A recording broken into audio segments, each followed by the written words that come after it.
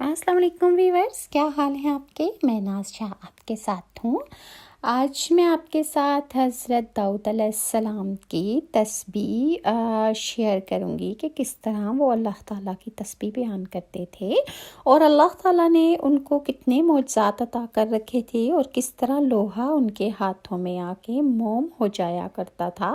یعنی لوہا ایسے پگھل جاتا جیسے وہ موم ہوتی ہے، اور وہ سخت سے سخت لوہے کو اپنے ہاتھوں سے کوئی بھی شکل دے سکتے تھے۔ اللہ تعالیٰ نے سورہ انبیاء میں فرمایا ہے، آیت نمبر 79 میں، کہ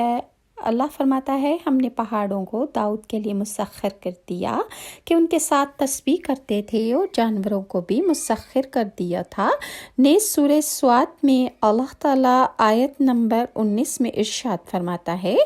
ہم نے پہاڑوں کو ان کے زیر فرمان کر دیا تھا